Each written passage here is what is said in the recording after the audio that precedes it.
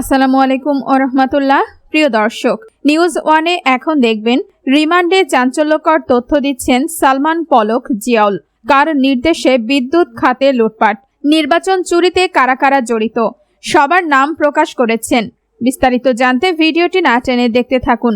শিক্ষার্থীদের টানা আন্দোলনের মুখে গত 5 আগস্ট প্রধানমন্ত্রীর পদ থেকে ইস্তফা দিয়ে ভারতে পালিয়ে যান শেখ হাসিনা।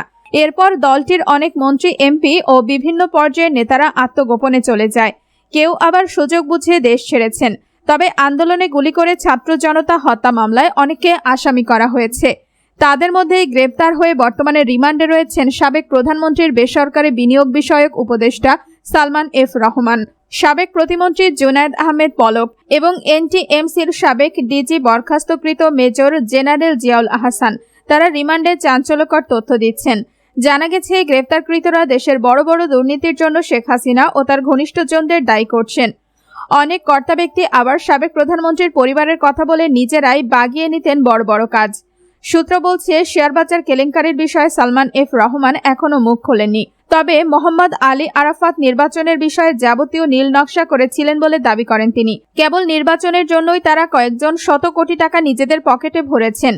জিজ্ঞাসাবাদে সালমান এফ রহমান আরও জানান, জ্বালানি সেক্টরের সবকিছুই নিজে ডিজাইন করতেন সাবেক বিদ্যুৎ প্রতিমন্ত্রী নসরুল হামিদ বিপু। একই সঙ্গে বাপেক্সকে দেশের কল্যাণের বাইরে নিজের কল্যাণে ব্যবহার করতেন তিনি।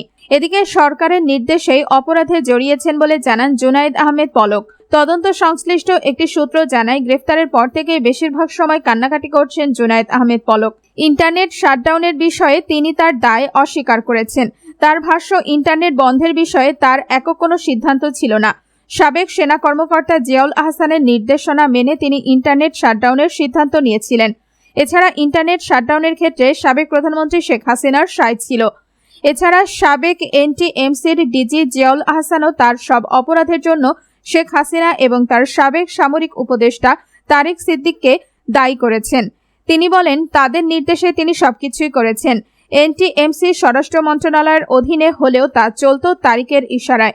জিয়াউল আহসানের বিরুদ্ধে খুন, গুম ও অসংখ্য ব্যক্তির ফোনে আড়ি পাতার অভিযোগ রয়েছে। ঢাকা মেট্রোপলিটন পুলিশ সূত্র জানায়, মামলাগুলো এখনও থানা পুলিশের কাছে তদন্তাধীন।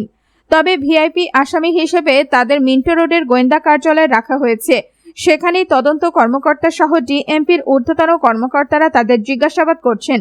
জিজ্ঞাসাবাদকারী সূত্রের দাবি, ভিআইপি আসামিদের মধ্যে সবচেয়ে বেশি ভেঙে পড়েছেন জুনায়েদ আহমেদ পলক। এত দ্রুত সরকারের পতন হতে পারে তা তিনি কল্পনাও করতে পারেননি। যদিও একদিন আগে স্ত্রী সন্তানদের বিদেশে পাঠিয়ে দেওয়ার কথাও তিনি স্বীকার করেছেন।